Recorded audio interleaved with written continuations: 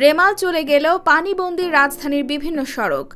দেশের উপর দিয়ে সদ্যই বয়ে গেছে ঘূর্ণিঝড় রেমাল। মূলত আঘাতটা দক্ষিণাঞ্চলের উপকূলে আছড়ে পড়লেও তার প্রভাব টের পেয়েছে রাজধানী সহ দেশের অধিকাংশ অঞ্চল। রোববার দিবাগত রাতে পটুয়াখালীর খেপুপাড়ায় ঘূর্ণিঝড়ের প্রথম ধাক্কার পর থেকে সোমবার দিন-রাত টানা বৃষ্টি হয়েছে সারা দেশে।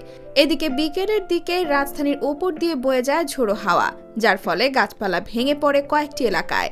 এছাড়া টানা বর্ষণের ফলে জলাবদ্ধতা তৈরি হয় বহু এলাকায়। টানা বর্ষণে তলিয়ে গেছে এখানকার বেশিরভাগ রাস্তাঘাট, অলিগলি। পুরো মাতোয়াল এলাকা এখনো পানির নিচে।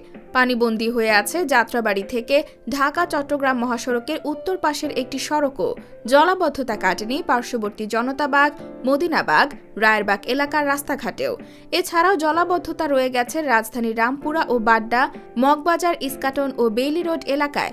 জলাবদ্ধতার চিত্র তেমন খারাপ না হলেও মালিবাগের বিভিন্ন সড়কে, বিশেষ করে মালিবাগ মোড় থেকে রাজারবাগ পুলিশ লাইন্সের সামনের সড়কে এখনও জমে থাকতে দেখা গেছে বৃষ্টির পানি। এছাড়া মিরপুর সড়কে নূরজাহান মার্কেট ও ধানমন্ডি হকার্স মার্কেটের সামনের মূল সড়কে পানি জমে থাকলেও পরিস্থিতির উন্নতি হচ্ছে।